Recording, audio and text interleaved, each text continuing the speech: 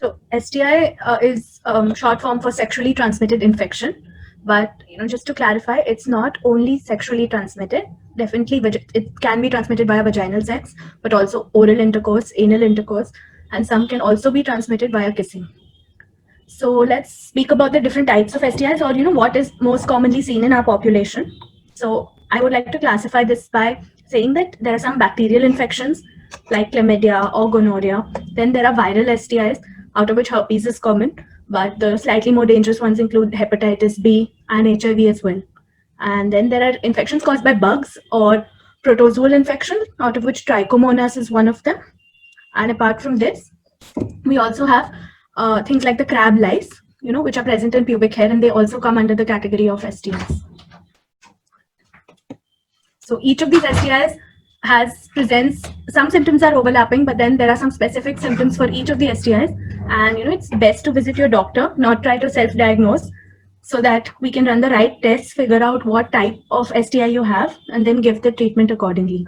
So with an STI, commonly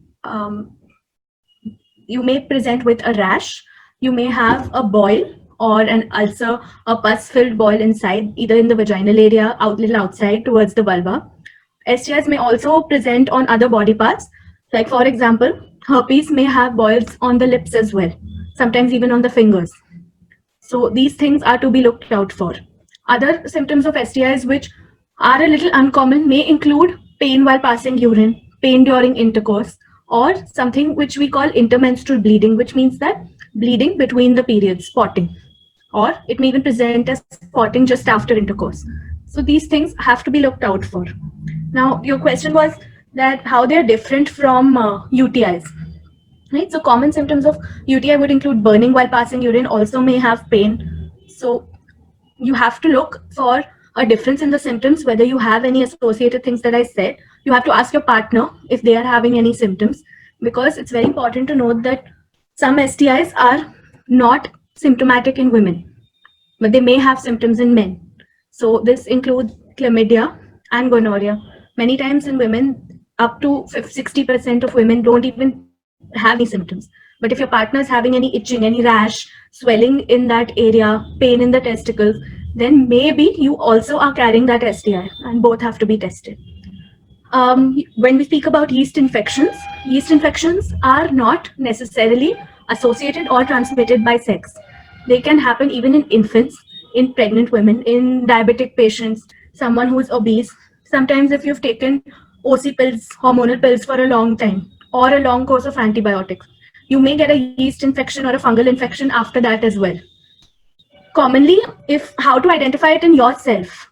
So you may have what we tend to call a curdy white discharge. So it's curdy, it may be a little cloudy. You may have severe itching in the vaginal region. So these things are what you have to look out for and report to your doctor if you feel that you have a yeast infection. The time when a woman is menstruating, and if you have sex during that, or the time immediately after a period, a woman is definitely more at risk of contracting an STI from her partner, because the vaginal mucosa that's present is vulnerable to catching infection at that point of time, which means the inner lining is more susceptible to getting infections. So make sure that either if you, preferably not to have unprotected intercourse even at that time, or if you are having intercourse with your partner, even then try to use protection. Preferably. It's a very common myth that you can't get pregnant if you're having sex when someone is on their period, but that's of course not true. Yeah, that's another myth, because we've had patients who've got pregnant either even during or right after their period. So as a patient, just try to look for a different colored vaginal discharge. So maybe if it's yellowish or greenish, if your discharge is smelling bad, if you have a really severe rash in that area, and you are sexually active, or you've recently had a new partner, or you are with multiple partners, or your partner is with multiple partners. So these are the times you should be aware. Apart from this, if intercourse is suddenly painful and it wasn't before, so these are the things that would bring you to the doctor. When you visit the doctor, initially we always ask a thorough history. So some of the things that I've mentioned before would be asked to you. So regarding your relationship history, or your partner's history, how long you've been together, and whether you are with multiple people, they are with multiple people, things like that. Apart from this, once the patient is comfortable, preferably we would like to examine. So we do a per speculum examination, which is where we put a speculum in and gently try to look at the whole area, which is the vagina. And it's an instrument that we put in. It kind of looks like a bird's beak. So, if the patient is comfortable, then it's inserted so we can get a clear view of the entire area. If they're not comfortable, then at least we would like to look at the outside, which is the labial area, to see and separate it gently with our fingers and look inside if we can see any lesion, any rash, or anything that would give us an idea of what STI it is. After that, if we are definitely suspecting an STI, then we would like to either go for different tests for different STIs. So blood tests, and apart from this, a vaginal swab for the woman would work. In male patients, many times a urine sample would also give us an idea of which STI they have. Okay, In women to identify the urine.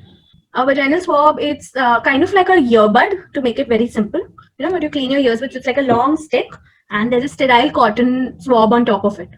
So we put that inside the vagina. It's not at all painful. And we take a swab from wherever we feel the lesion is, or from the cervix, which is the mouth of the uterus, slightly inside.